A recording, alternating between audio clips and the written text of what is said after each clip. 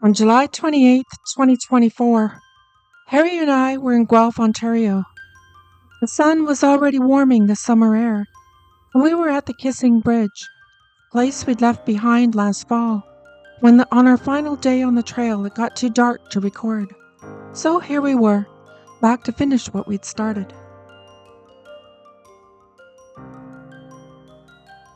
Starting from the Kissing Bridge, we pedaled the 13 kilometers towards Guelph, covering the stretch we missed. The Kissing Bridge, also known as the West Montrose Covered Bridge, is Ontario's only remaining covered bridge. Some say it's a romantic spot for a smooch, but with its dim lighting and occasional traffic, it feels a bit like flirting in a dark alley with headlights coming your way.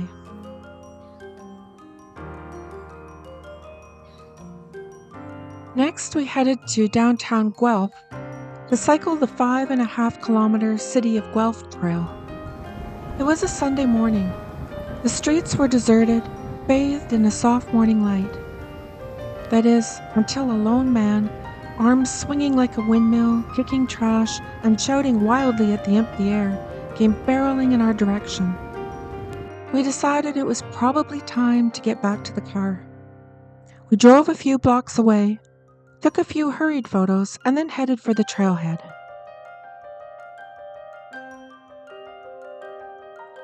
The trail began at Heritage Park, next to the Speed River. The park was beautiful, but tents scattered amongst the historical relics near Allen's Mill told a different story, one that didn't involve s'mores and campfires.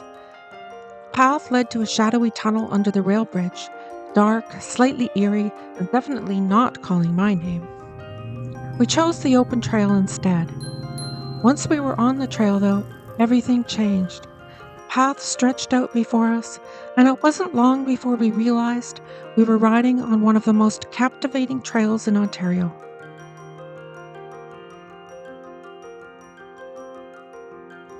At the trailhead, a gleaming steam engine nods to its glory days as an iron horse. The trail runs alongside live tracks, crossing often enough to keep us on our toes. I enjoyed the constantly changing scenery, urban landscapes, parks, gardens, and heritage sites, all winding along the Speed River. Lookouts and benches are scattered generously, quietly inviting us to admire the view. Big thanks to all who helped bring this trail to life.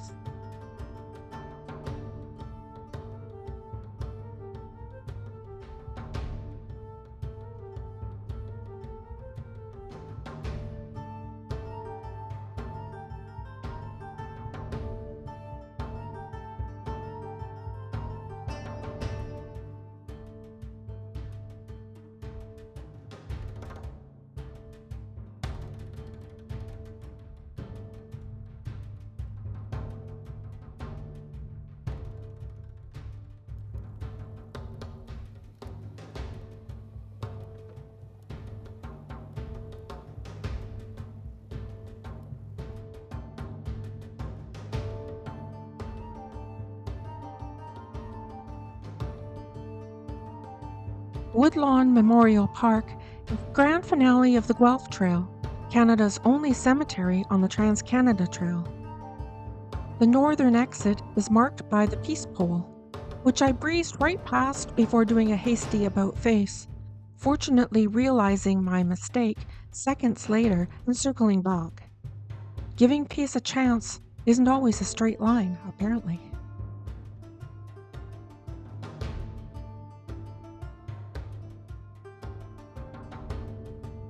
After leaving the cemetery, the Guelph Trail leads us to the outskirts of town. The trail sort of fades away here, leaving about a 3-kilometer gap before reconnecting with the next section of the Canadian Trail. For part of it, there's a paved shoulder that feels decently safe for cyclists. Then suddenly you're sharing the road with some very determined cars. And let's just say we didn't love that arrangement.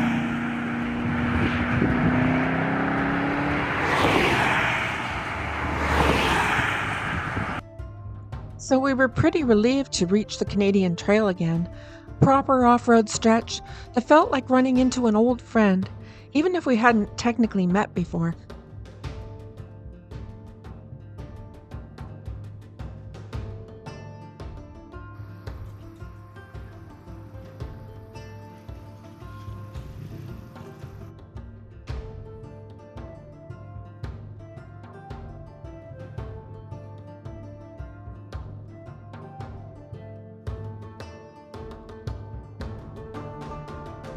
From here, we worked our way to the Cottontail Road Trail, where the Kissing Bridge Trail finally links up again. This stretch is a charming mix of county roads and gravel paths, winding past farms that look like they've stepped right out of a painting. Speaking of paintings, here's a teaser for what's ahead. One of Canada's most famous artists, A.J. Casson of the Group of Seven, called the nearby village of ELORA Ontario's most beautiful village. And wait until you see it.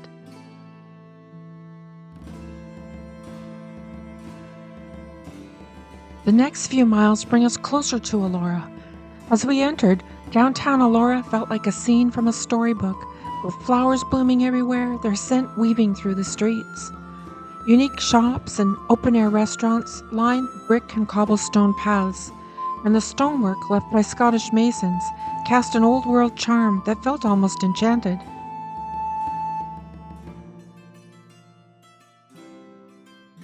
Ahead lay the ELORA Mill, former 1800s grist mill, now transformed into a luxurious hotel and spa perched high above the Grand River.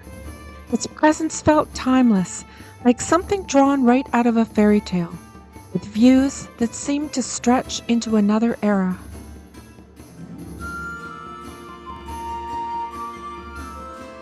One of the best ways to take in ELORA's charm is to wander across the iconic ELORA bridges, which span the Grand River.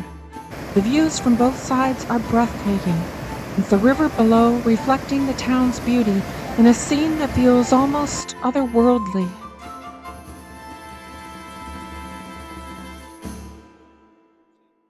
And around the bend, FERGUS awaits.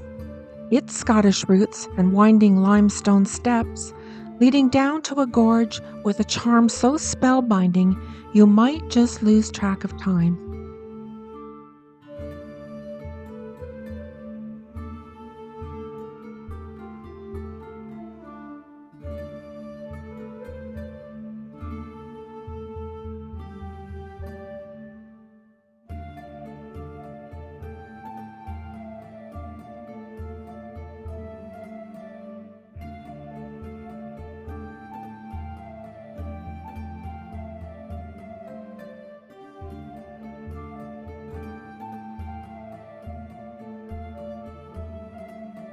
Back on the Canadian Trail and pedaling north, we're on the ELORA Cataract Trailway. Beginning in ELORA, this 48-kilometer trail weaves through Fergus and loosely follows the Grand River.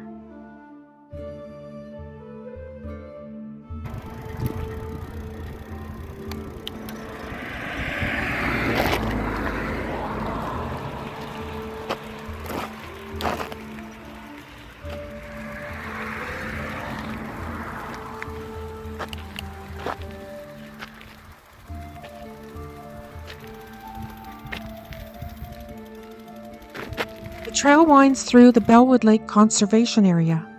If you're parking a vehicle, there's a small admission fee, but for cyclists and hikers with no vehicle, access is free.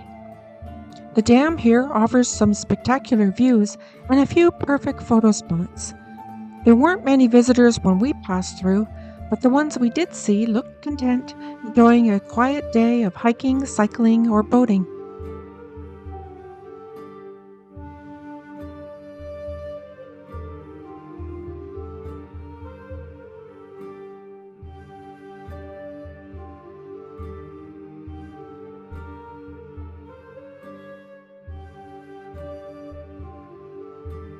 We continued through a long stretch of woodlands where vibrant wildflowers lined the path.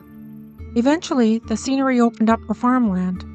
Gentle change from the forested trails, which I have to say were peaceful and very pleasant.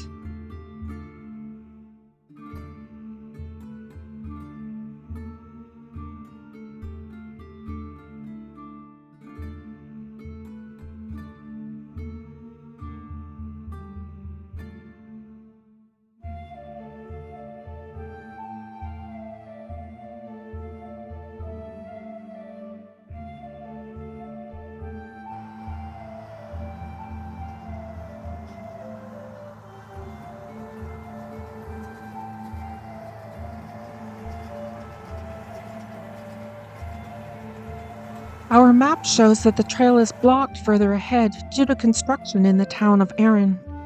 We'll take this as our natural stopping point and plan to pick up again next year once the trail is clear and ready.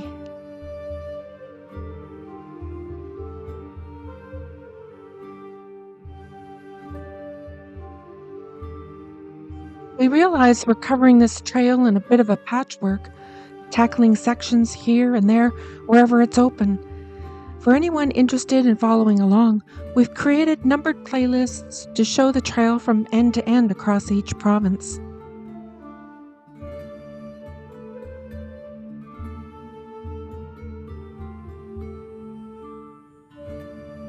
So that's it for today.